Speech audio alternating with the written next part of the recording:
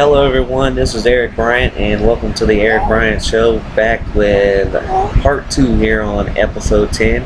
And I got my little man with me, my little older son. He's going crazy over here, so don't pay him any mind. Yep, that's Daddy. Gonna talk in part 2 a little bit about the Olympics. I posted a question on Facebook a few days ago asking all of my Facebook followers who they thought the greatest athlete was in Olympic history. I didn't get any responses. I actually got a few on Twitter, where you can follow me at Ep.10. Yep, that's Daddy. And I've had a few responses. For the most part, basically the general census is Michael Phelps. I asked my wife the question also the other night. She feels like Michael Phelps is the greatest athlete in Olympic history. If you want to go the route of the medals, then Michael Phelps would be a pretty good choice. Yes, that's him. That's me. Because Michael Phelps has won an unprecedented 22 medals, 18 of them gold. And that is very impressive. I don't think that you can go by just the gold medals, though.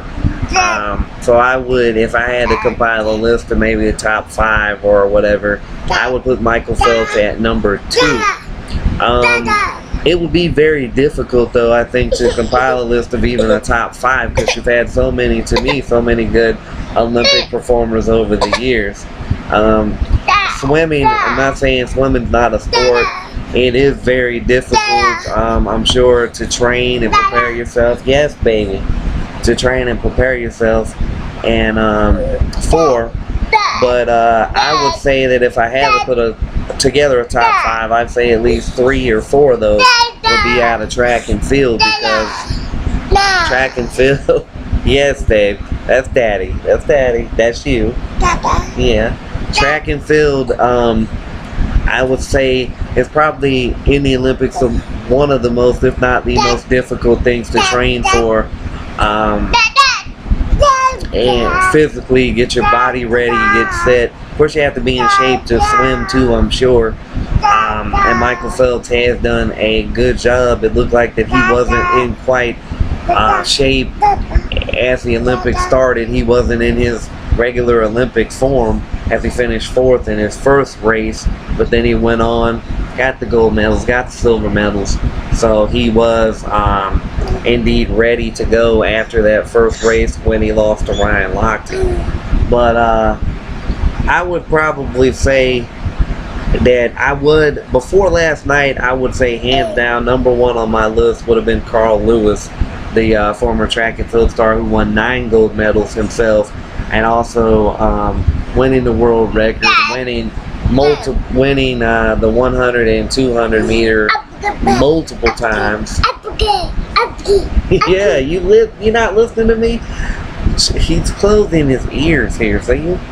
But I would have probably put Carl Lewis on there for all the old school Olympic fans, old school track and field fans. Jesse Owens, back in the black and white days, he was a good performer. He could have been put on there. I would have probably said Marion Jones before her whole cheating scandal thing. She was a good runner. Michael Johnson was good, but he pulled up lame in that one race. But I mean, still a fast runner. So some people would go gymnastics route, say that some of the gymnasts were the best of the time. If you want to go, some people said Michael Jordan was the best Olympic athlete because he was in the Olympics in 1992 along with the Dream Team.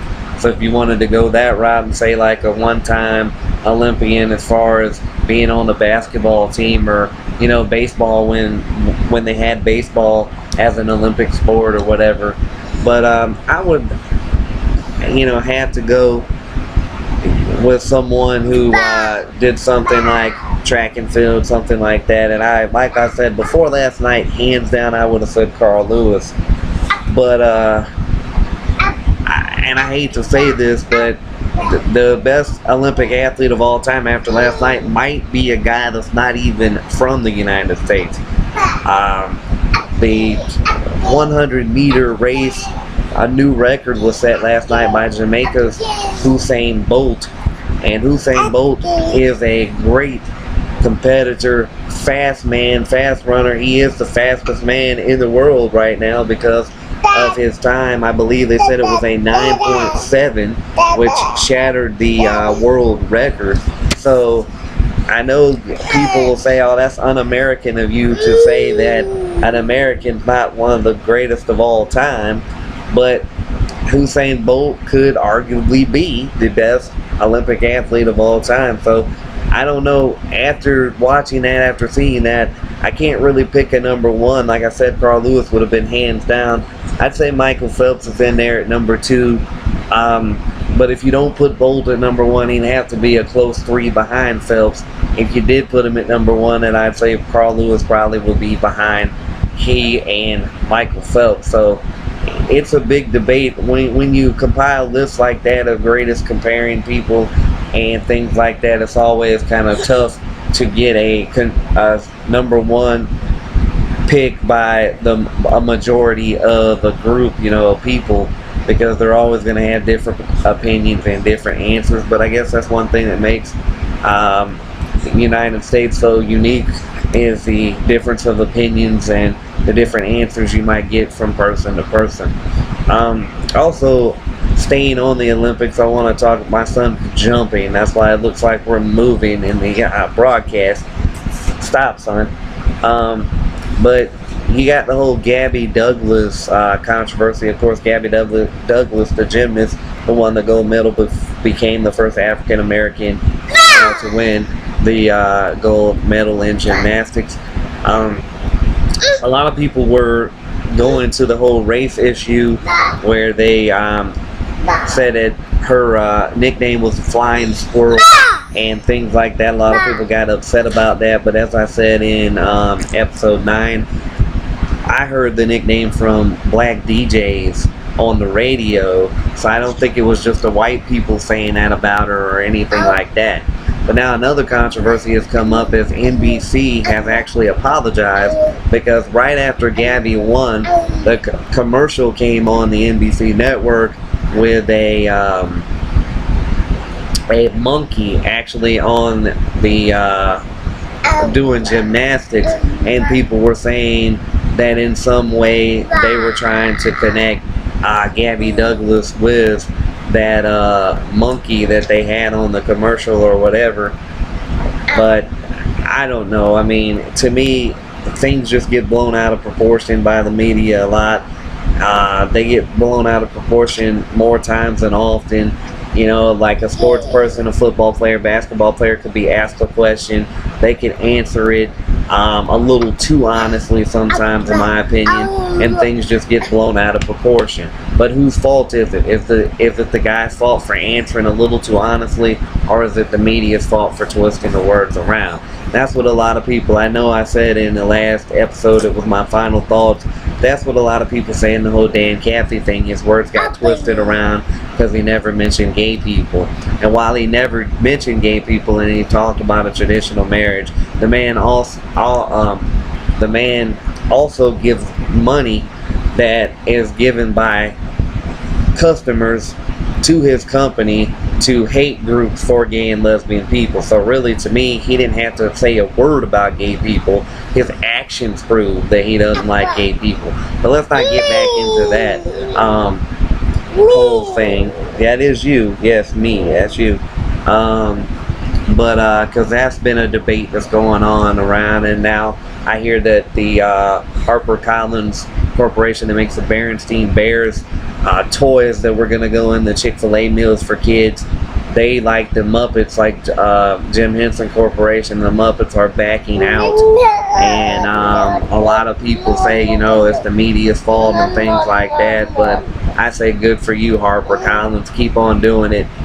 Everybody who has a deal with Chick-fil-A to put toys in a kid's meal, back out. I mean, hey, I'm not telling you what to do, but if you back out, I'm behind you because I think it's good. If somebody showed me that petition, I'd be one of the 80,000 to sign it. Sorry, everybody who doesn't like that, but hey, freedom of speech, remember? Anyway, going back to the Olympics, one more final thing about that. The other day I got into kind of a debate, argument, whatever you want to call it, on Facebook with a few guys who believed what Kobe and LeBron were saying about the Team USA 2012, the current team, could beat the 1992 Dream Team, because they said that it's like evolution over time. The athletes get bigger, stronger, faster, and an athlete that comes in is always better than the guy before him. And I think that's like really stupid. I mean, honestly. So you're trying to tell me that any athlete in the NBA, any point guard in the NBA now is better than Magic Johnson because they came in behind him, or any shooting guard's better than Michael Jordan? That philosophy is terrible. And they were like asking me, well, name some players that from 1992 that could be in their league, be it NFL, NBA, or Major League Baseball, and could still dominate present day in their prime or whatever, because they're saying, the 90s and now we're two different leagues and things like that. And I say, yes, they are, because the NBA in the 90s was better in the fact that they had more stars spread out on individual teams. Almost every team had at least one guy who was a go-to guy or a star. Like the Hawks, who were not good in the 90s, had one star, Dominique Wilkins. Now you don't have a lot of teams. You might have 8 to 10 teams in the league that have stars, and everyone else have good players, but not stars. But some people, when you argue with them, they can't see your argument, they can't see the logic, and when you are right and they know you are, they want to throw stupid things in. But anyway, I thought the better question for them was, that they never answered, of course. Yeah, I know, they never answered it. Was the question I asked. Name someone from now who could actually be good back then, because the standards, to me, at least in the NBA anyway, were higher back then when Magic, Jordan, Barkley, Bird, and all those guys played than there are now. I mean, to me, you could play a game. You could name a star from the 80s and 90s in basketball, and then counter and name one today in 2012. And I mean star, not just good player. And I think you would run out of names for present day before you would back in the 90s. That's my whole point. But, whatever. In the end, it's not really that good of an argument to have anyway, because you're not going to be proven right either way, whether they could beat the 92 team or whether they couldn't, because obviously those guys are not going to play each other, because the guys who played on the 92 team now are in their 40s and 50s, and all of them are certainly retired. So I mean, there you go.